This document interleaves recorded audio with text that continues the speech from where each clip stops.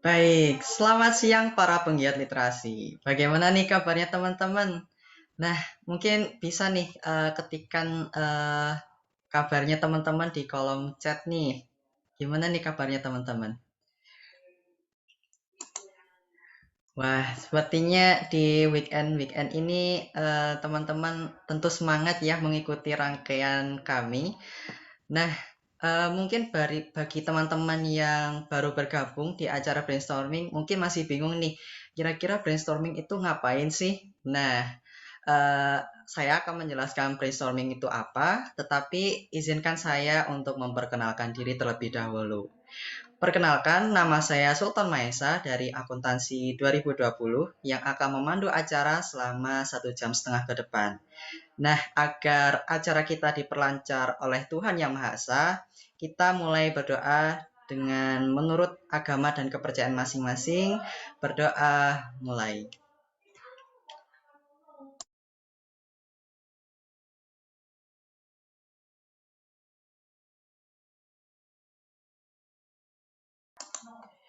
Tiada kata berhenti untuk berdoa. Nah, sesuai dengan yang saya janjikan sebelumnya, mungkin bagi teman-teman yang belum tahu soal brainstorming ini, saya akan sedikit menjelaskan soal brainstorming. Nah, brainstorming merupakan sebuah kegiatan kerja yang ditujukan untuk membahas isu-isu terkait akuntansi sampai dengan isu-isu yang nasional. Nah, pada brainstorming kali ini, yaitu tepatnya di volume keempat, akan membawakan sebuah isu akuntansi yang sering kita dengar selama 2 tahun terakhir. Nah, mungkin juga sering dibahas nih di berbagai webinar ataupun di mata kuliah, khususnya di akuntansi keuangan menengah 2 dan 3. Nah, ada teman-teman ada yang bisa menebak nggak nih? Kira-kira kita akan membahas topik apa nih?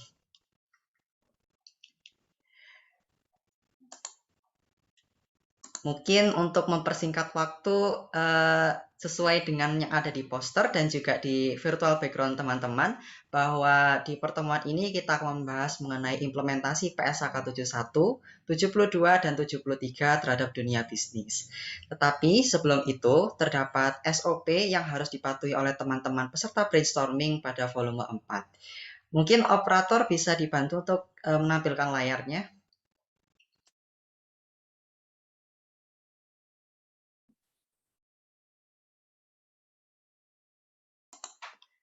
Jadi, berikut merupakan standar operasional prosedur peserta brainstorming volume 4.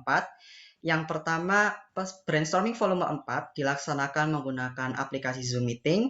Yang kedua, seluruh peserta diperkenankan menyalakan kamera dan menggunakan virtual background yang telah disediakan oleh panitia, serta diwajibkan mematikan mikrofon selama acara berlangsung. Kemudian yang ketiga, peserta diperbolehkan menghidupkan mikrofon apabila terdapat perizinan dari moderator, panitia, ataupun pemateri. Kemudian yang keempat, sesi tanya jawab akan dipandu dan diarahkan oleh moderator dengan peserta terlebih dahulu raise hand di Zoom hingga dipersilakan moderator untuk menyampaikan pertanyaannya. Jika terjadi kendala sehingga tidak bisa menggunakan mikrofon, maka pertanyaan dapat diajukan melalui kolom komentar.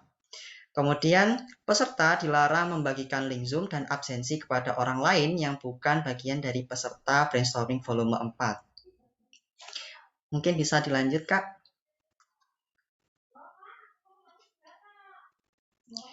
Peserta dilarang menyalahgunakan kolom komentar, kemudian peserta dilarang melakukan provokasi dan tindakan-tindakan yang mengganggu ketenangan forum, serta terakhir, apabila ada informasi lebih lanjut atau terdapat perubahan akan segera disampaikan. Baik, itu tadi merupakan SOP yang harus dipatuhi oleh teman-teman peserta brainstorming pada kali ini. Mungkin tanpa menunggu waktu yang lama, di tengah-tengah kita sudah hadir dua pemateri hebat yang akan menyampaikan materi pada siang ini. Mungkin saya akan langsung menyapa kepada pemateri kita. Selamat siang Bapak Agung dan juga Kak Dipta. Selamat siang, moderator. Selamat siang semuanya. Selamat siang teman-teman. Selamat siang Kak dan juga Bapak Agung. Bagaimana nih kabarnya Bapak dan juga Kak Dipta siang ini? Kabar baik, kabar baik. Semangat. Kalau ketemu mahasiswa pasti semangat ya. Baik. Semangat lagi, jadi lebih mudah lagi. Baik, untuk informasi lebih lanjut bahwa sesi ini akan kita pecah menjadi 2 sesi, di mana sesi pertama kita akan membahas mengenai PSAK 71 tentang instrumen keuangan, sedangkan di sesi 2 mengenai PSAK 72 dan 73 yang di mana pemateri 1 akan membahas soal PSAK 71 yaitu Bapak Agung dan juga Kak Dita sebagai pemateri 2 yang akan menyampaikan soal PSAK 72 dan 73. Mungkin tanpa menunggu waktu yang lama, kita mulai saja ya, Pak.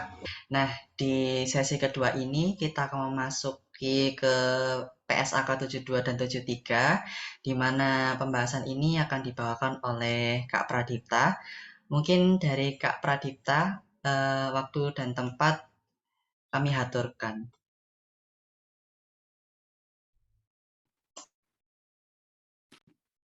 Oke, terima kasih Sultan.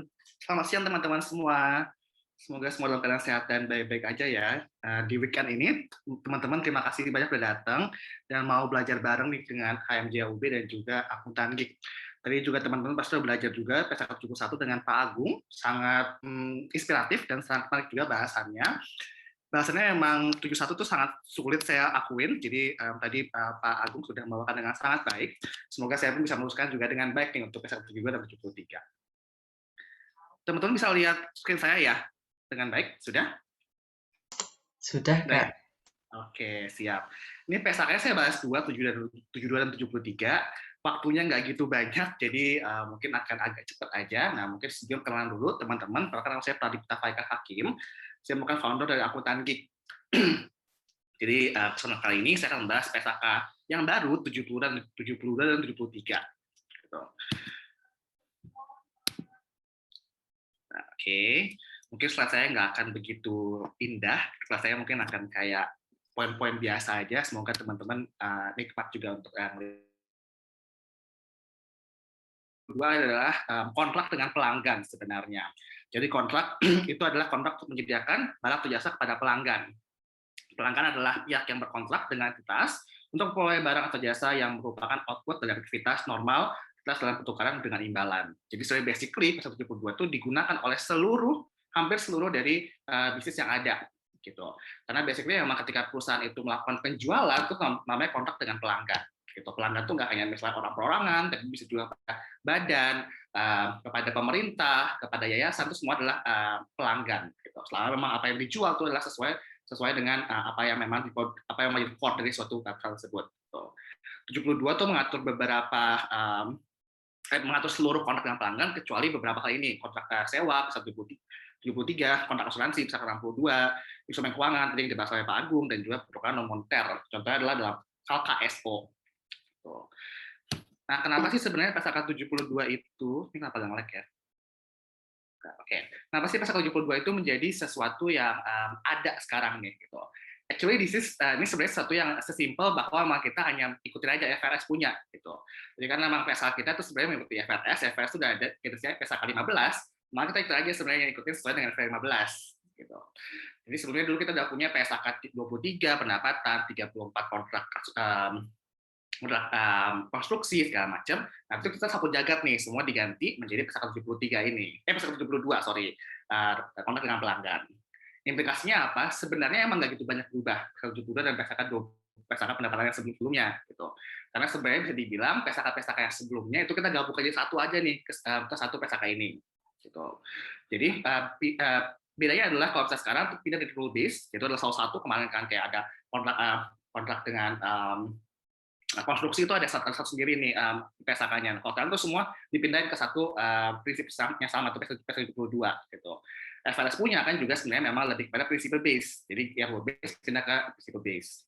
Terus mungkin salah satunya adalah yang sedikit membedakan, kalau sebenarnya sudah ada juga sih di dalam PSAK konstruksi, yaitu adalah membuat pengakuan pendapatan menjadi dua nih. Setelah pelaksanaan kewajiban, pelaksanaan atau diselesaikan waktu tertentu. Gitu. Mungkin kita nanti bisa dikit lihat di bahasannya. Teman-teman nanti kalau misalnya ada mau nanya langsung aja nanya di chat, jadi ntar bisa pas akhir kita langsung bisa bahas pertanyaannya. Jadi dalam PSAK 72 itu yang paling penting sebenarnya ini sih. Jadi dalam hal verifikasi kontrak pelanggan sebenarnya 5 step ini. just for this ini memang membuat bagaimana sebenarnya pengakuan itu kontrak dengan pelanggan. Jadi kita perlu kasih dulu kontrak itu apa sebenarnya sih, substansinya seperti apa. Lalu bisa bedakan antara kontrak yang memiliki substansi komersial sehingga bisa menjadi pendapatan dengan kontrak utang piutang biasa. Gitu. Jadi kalau misalnya ada kontrak substansi komersial, maka bisa menjadi pendapatan masuk ke ekstrakan 72 ini. Tapi kalau misalnya PSAK-nya itu, kalau misalnya kontrak itu hanya utang piutang, berarti masuknya PSAK 71 yang tadi dibahas. Gitu. Jadi memang perlu dibahas dulu kontraknya seperti apa. Kedua, mengenai kewajibannya, jadi memang perlu dilihat dulu apa sebenarnya rangkaian kewajiban yang akan diberikan. Contohnya adalah misalnya suatu perusahaan komputer gitu. Jadi perusahaan komputer itu mungkin memberikan jasa instalasi komputer plus juga mungkin software-nya. Terus bisa diverifikasi sebenarnya bagaimana keterpisahannya. Apakah pemberian komputer tersebut apakah harus dengan software-nya juga? Gitu. Apakah bisa dipisah sebenarnya? Apakah software-nya perlu dikasih juga berbarengan dengan komputernya? Nah, kalau misalnya bisa dipisah, maka sebenarnya pendapatannya bisa dibagi dua, antara pendapatan komputer dan pendapatan software. Jadi ketika komputer sudah dikirimkan, itu bisa langsung diakui pendapatannya. Nanti setelah software yang mungkin di-install, mungkin 6 bulan kemudian, baru diakui juga pendapatan software-nya.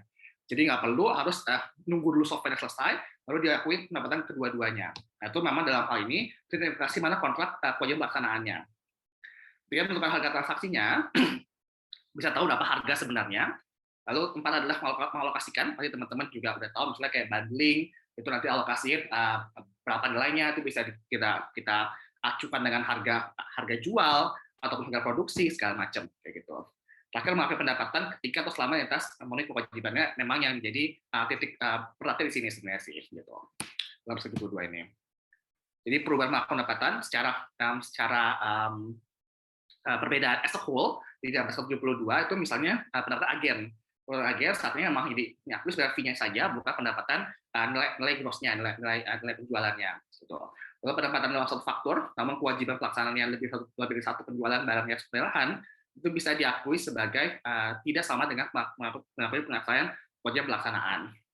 Kalau misalnya nilai pendapatan itu dia secara angsur, nah itu misalnya ada value of money di situ, maka diakui tetap nilai tunainya, bukan nilai angsurnya. Itu diatur juga dalam 122 ini. Terakhir, pendapatan dengan imbalan variabel. Jadi kalau misalnya, let's say, jasa konstruksi gitu. Jadi kalau misalnya ada bonus di situ, itu akan diakui pendapatannya sesuai dengan ekspektasi naiknya berapa. Gitu.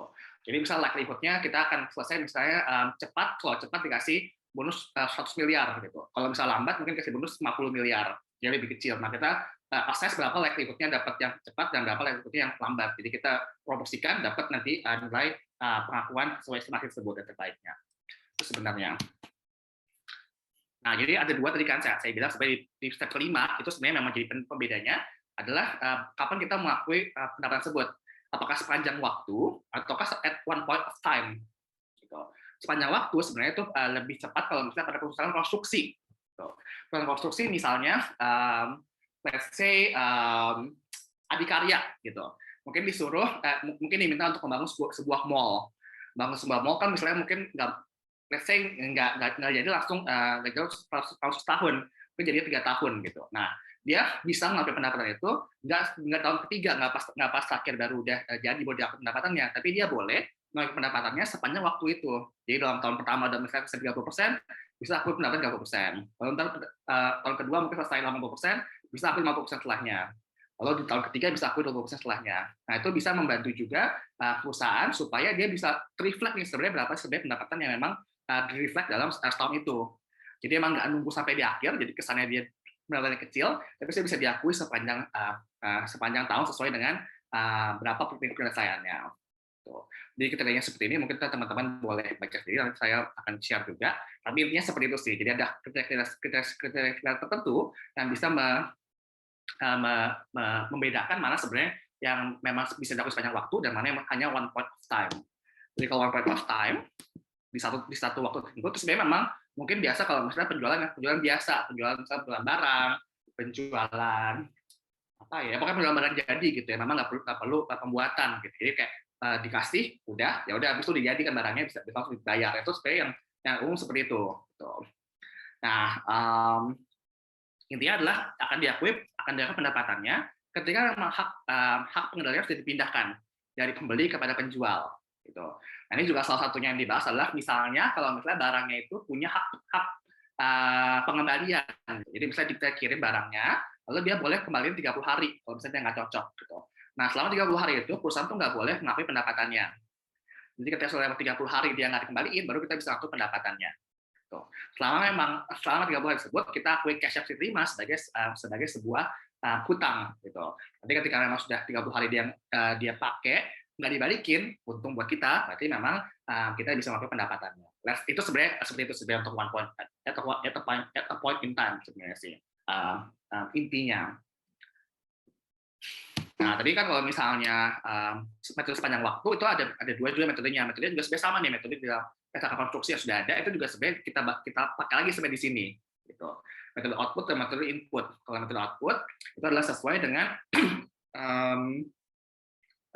apa namanya berapa yang udah bisa dialihkan sebenarnya sih. Apa namanya bisa sesuai dengan uang yang sudah dikeluarkan berapa. Uang sudah diterima berapa sebenarnya. Gitu. Kalau metode input itu bisa digunakan sebenarnya adalah biaya yang kita keluarkan. Gitu. Itu sebenarnya itu juga sebenarnya sudah ada pasti di PSAK sebelumnya. Jadi sebenarnya nggak ada yang beda di metode yang 72 ini. Cuman 72 sebenarnya lebih kepada dirangkum aja lagi. Gitu. Jadi biar semua yang scattered itu jadi satu PSAK yang sama. Jadi kalau misalnya sampai real estate, mungkin teman-teman melihat gimana sih sebenarnya melakukan real estate. Jadi kalau misalnya perusahaan itu melakukan pengembangan dan menjual produk properti yang tidak spesifik pada pelanggan, itu tidak menggunakan metode pengukuran kemajuan. Contohnya misalnya Agung Podomoro itu apartemen, gitu. Apartemennya itu kan belum jadi nih, gitu kan. Habis itu nanti setelah udah jadi baru dipindahkan baru dijual ke tangan pelanggan, gitu. Jadi meskipun pelanggan itu udah DP, udah booking nih, misalkan memang ketika memang sudah ketika misalnya kursi jadi itu biasanya kan rasa udah mulai melakukan penjualan nih gitu. Jadi ketika udah DP udah booking itu kita Agung Podomoro tuh belum bisa mengakui sebagai pendapatan sampai nanti akhir selesai terus setelah dimakan baru jadi sebagai pendapatan kayak gitu. Jadi dia nggak bisa mengakui sebagai pengukuran kemajuan. Tapi bedanya kalau misalnya perusahaan itu melakukan pengembangan properti yang spesifik pada satu pelanggan doang. Ini lebih kepada kontrak konstruksi sebenarnya sih. Contoh tadi Adikarya mungkin disuruh bikin mall buat mungkin mallnya Ciputra, let's say kayak gitu. Nah itu kita bisa menggunakan metode pengukuran kemajuan si Adikarya ini. Karena kan sebenarnya dia kan spesifik cuma buat si Ciputra ini, kan bikinnya customize. Jadi emang dia bikinnya kontrak konstruksi bukan sebenarnya penjualan unit. Jadi kalau teman-teman mungkin kita lihat juga sebenarnya di laporan keuangan Agung Podomoro itu apartemen yang belum terjual tuh dia sebutnya sebagai inventory. Gitu. Makanya memang dia ketika menjual unit tersebut kepada orang lain tuh jadinya menjadi sesuatu yang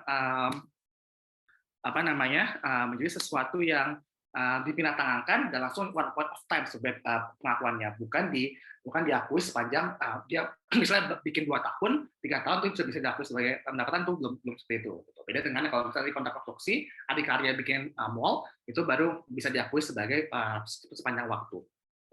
Ya mungkin saya lihat berikan sedikit gambaran kalau misalnya teman-teman ini saya ambil dari laporan keuangan Agung Podomoro. Jadi kalau misalnya di beberapa sectionnya dia udah ngomongin tentang apa sih efek Mensa 72 di dalam bisnisnya dia.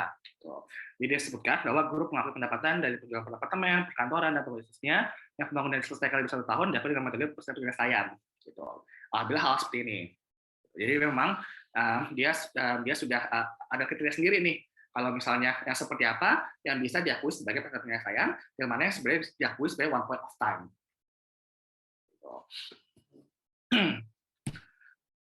Lalu juga ini sudah dia bilang bahwa ada 5 stepnya sama dengan step yang tadi disebutkan PSAK 72, dan setelah 2020 grup mengakui pendapatan dan punya aset pada semua kondisi itu terpenuhi. Gitu. Ini ada hal-halnya. Gitu. Grup telah menaikkan risiko dan juga grup lagi mengajukan data mengajar tetap efektif.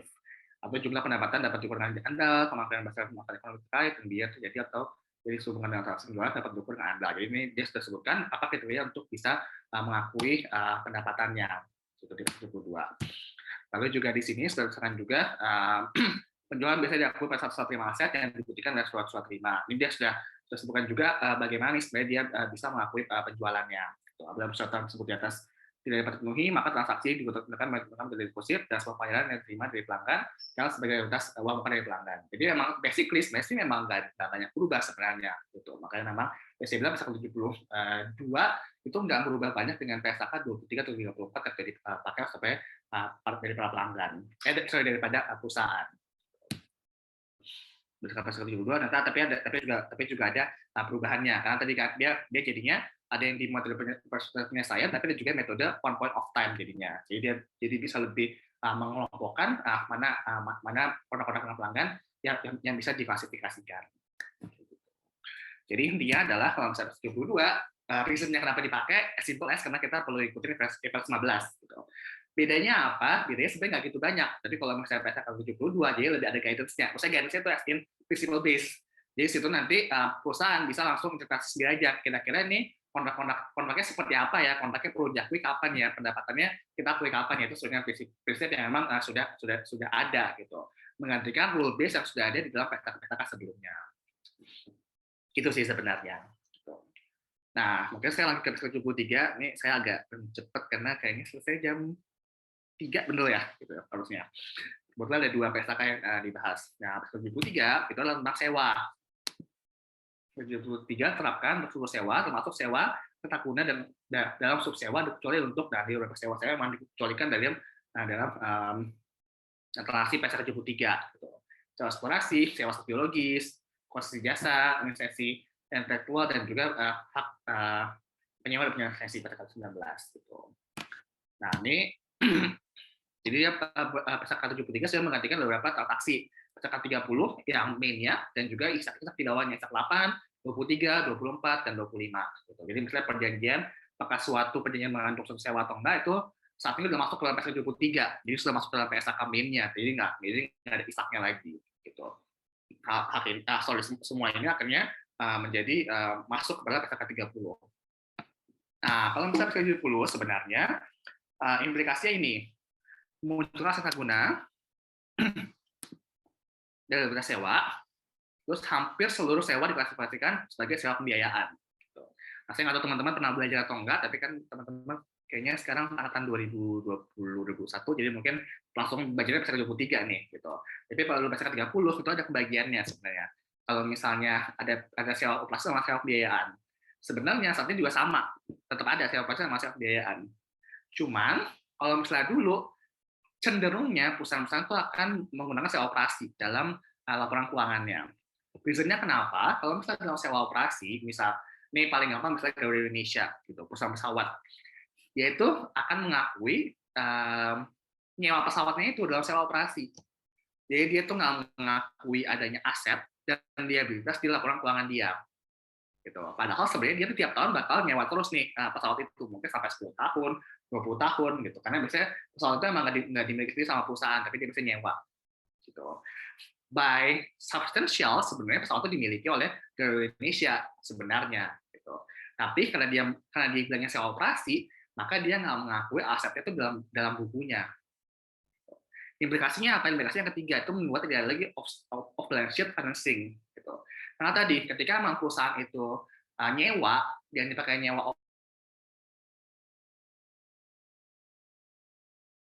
sedangkan kalau misalnya sewa financing, itu dia kayak mengakui aset dan liabilitas dalam bukunya.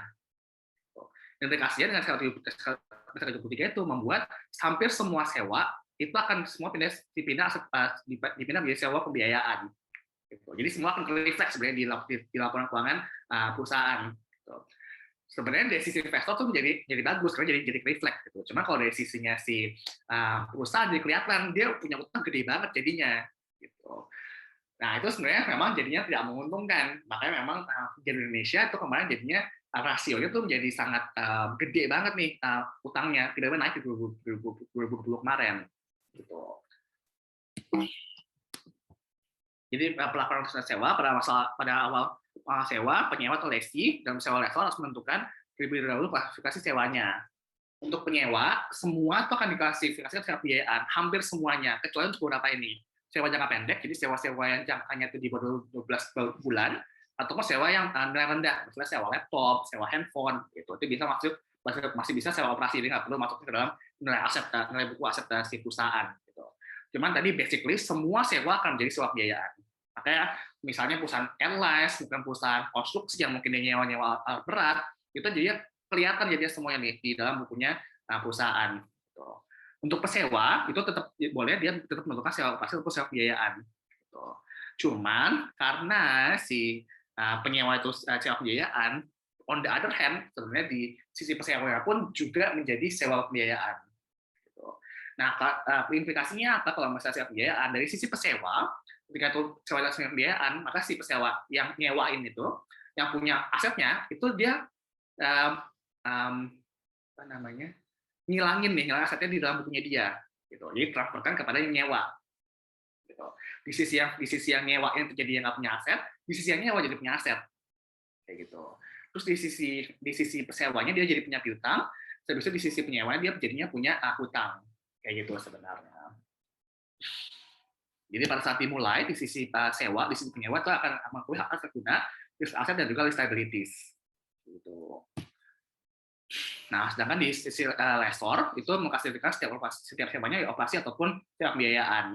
Nah, diklasifikasikan itu berdasarkan pada mengalihkan secara substansial seluruh resiko dan manfaatnya yang terkait dengan pemegang aset dasar. Nah, sebenarnya pengalihannya itu ada beberapa kriterianya nih. Teman-teman mungkin sempat belajar juga ya. Gitu. Misalnya ada nggak nih hak untuk si penyewa itu akhirnya membeli dengan harga lebih murah bagian tulis option gitu. Lalu berapa lama sebenarnya nyewanya? Kalau misalnya nyewanya itu kalau nggak salah kriterianya itu 75% dari masa manfaat bukunya, maka itu disebut dengan sewa pembiayaan. Karena sudah mengalihkan secara substansial masa manfaatnya. Atau misalnya kalau nilai sewanya itu sebenarnya hampir mendekati dengan nilai aset sendiri, 90% seingat saya, itu maka disebut juga dengan sewa pembiayaan. Jadi kalau misalnya di sisi lessor itu tetap pakai kriteria yang seperti itu, gitu. Kriteria apakah mengalihkan secara substansial atau enggak, gitu. Tapi juga berarti pada transaksi bukan pada kontraknya. Jadi meskipun dibilangnya adalah kontraknya itu kontrak setahunan gitu. Tapi sebenarnya substansinya itu nyewa 10 tahun. Gitu. Itu bisa terjadi pada perusahaan airlines. Dia walaupun bilangnya sewanya setahun, tapi sebenarnya dia itu nyewanya dalam waktu 10 tahun. Makanya itu sekarang itu semua disebut sewa pembiayaan. Gitu. Nah, di sisi lessornya pun juga akhirnya juga jadinya sewa pembiayaan juga. Jadi kalau sekarang bisa dibilang sewa itu mostly akan pindah semua ke sewa pembiayaan. Baik dari lessor maupun dari sisi penyewanya. Kita lihat mungkin ini 4 menit lagi, betul ya. Oke, Nindi. Oke, ini terakhir. Nah, mungkin saya paparkan sedikit apa sih yang ini saya ambil dari laporan keuangan dari Indonesia. Gitu. Kalau teman-teman lihat di bagian ini kan baru dimasukkan di 2020 gitu. Kemudian di bagian aset tetap di sini itu asetnya naik banget di 1,1 ini triliun ke 9,3 triliun tahun 2020. Gitu. Terus kalau di bagian ininya, ini semua kelihatan ya teman-teman ya. Di sini ada aset guna di sini. Di bagian sini ada aset guna. Di sini ada penyesuaian suku bunga PSK 73, jadi gede banget. Di sini ada 5M, segala macam, begitu. Maka naiklah di sini, di PSK 73 ini. Dampak dari PSK 73. Lalu, di liabilitasnya juga naik. Mana nih? Liabilitas sewa, di sini kan, dari 35 menjadi 4,4 triliun. Nah, ini juga dampaknya dari PSK 23 tadi. Gitu. Jadi apa namanya karena dari efek dari sewa ini, jadi dia harus mengakui dari aset guna dan juga liabilitas sewa di situ, sehingga mau meningkatkan nilai ini. Jadi kalau misalnya di PSK 73 itu kelihatan banget efeknya sebenarnya sih. Gitu. Ini kelihatan banget efeknya di Indonesia. Maka langsung liabilitasnya dan asetnya akan naik banget angkanya, karena semua sewa-sewa yang selama ini disebut sewa operasi, akhirnya dia mau nggak mau dimasukkan menjadi sewa pembiayaan. Mungkin tadi mungkin kalau reason-nya kenapa kita pakai PSK 73 lagi karena mengikuti PSK 16, yang pertama, yang kedua adalah karena dibutuhkan juga demand dari pasar sebenarnya berapa sih nilai aset dan juga liabilitas perusahaan-perusahaan yang memang melakukan penyewaan yang cukup besar ini gitu. Jadi emang kalau misalnya kan dampaknya sebenarnya langsung. Oke, itu slide terakhir dari saya. Teman-teman kalau misalnya menyukai konten saya, welcome to Akuntan Geek. Jadi teman-teman kalau pengen tahu lebih lanjut dengan Akuntan Geek, boleh banget teman-teman nanti follow IG-nya Akuntan Geek, dan mungkin nanti kita belajar bareng-bareng situ untuk hal-hal yang lebih informatif dan juga ringan. Terima kasih. Baik, terima kasih Kak Dipta untuk pemaparan materi mengenai PSAK 72 dan 73. Bagi teman-teman yang ingin bertanya kepada Kak Dipta soal PSAK ini atau materi ini, bisa dipersilakan untuk mengaktifkan fitur raise hand yang ada di menu reaction, ataupun teman-teman juga bisa mengetikkan pertanyaan dari kolom chat.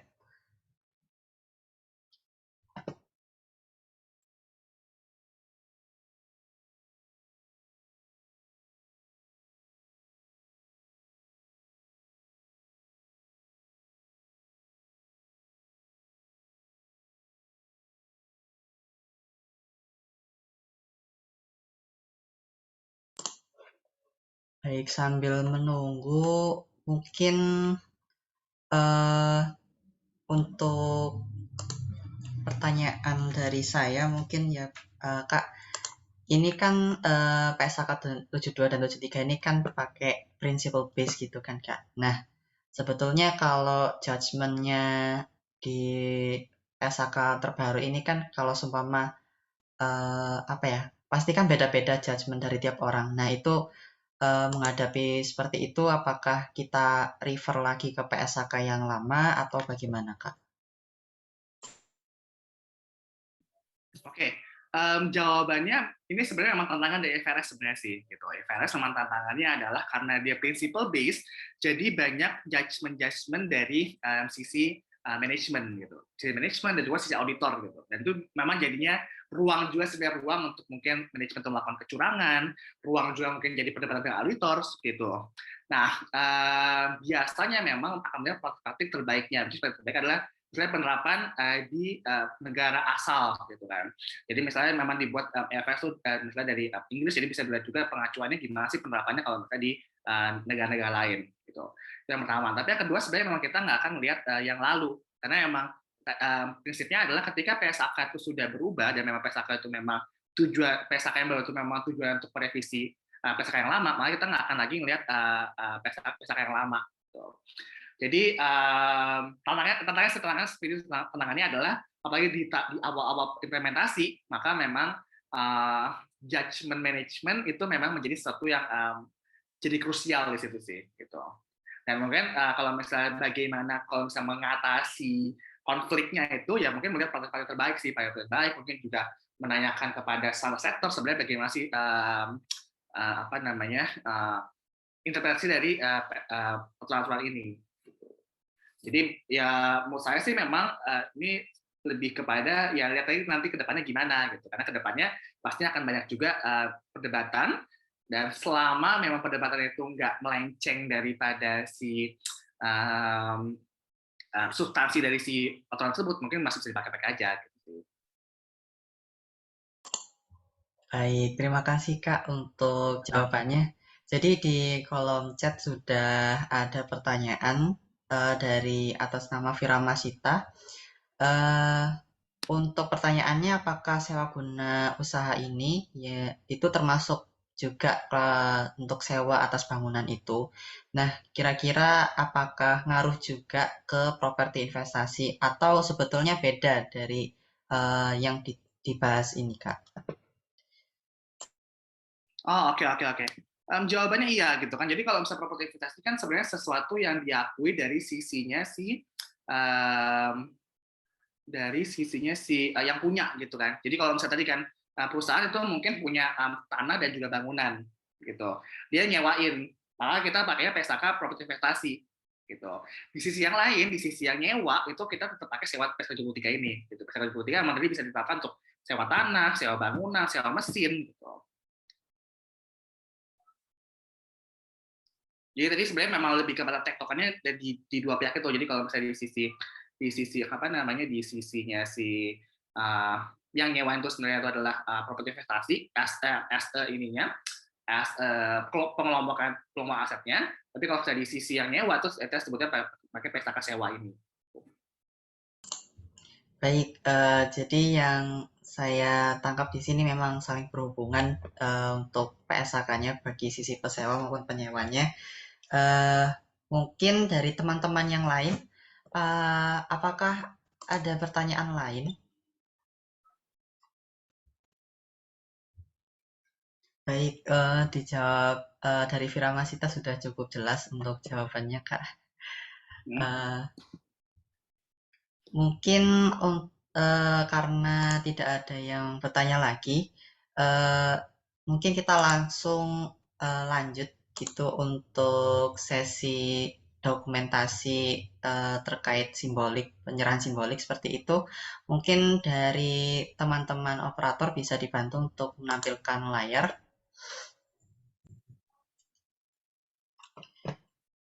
Baik, Kak. Apakah sudah bersiap untuk sesi ini, Kak? Baik, saya akan hitung dalam hitungan ketiga. 1, 2, 3.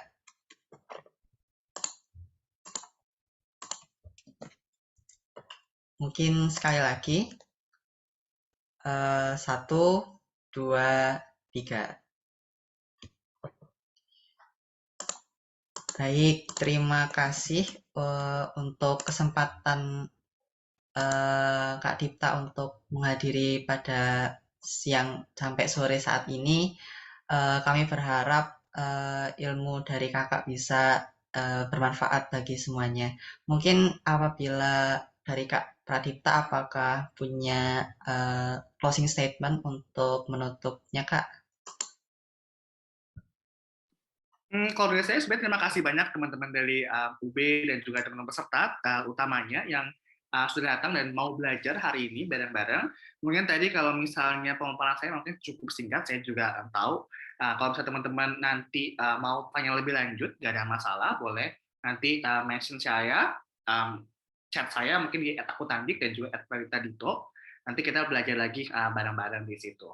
Kayak gitu sih. Tapi teman-teman, semoga ilmu hari ini bisa bermanfaat buat teman-teman yang mendengarkan. Baik, terima kasih sebanyak-banyaknya kepada Kak Dipta atas materi yang telah dipaparkan. Mungkin apabila terdapat agenda yang tidak bisa ditinggalkan, kami mempersilahkan Kak Dipta untuk meninggalkan room Zoom, tetapi kami juga mempersilahkan Kak Dipta untuk tetap tinggal di room Zoom sampai dengan selesai. Baik, terima kasih. Mohon maaf, saya ada agenda lain, jadi silakan teman-teman untuk dilanjutkan dan saya mungkin akan leave. Terima kasih banyak, teman-teman. Terima kasih Kak Dipta.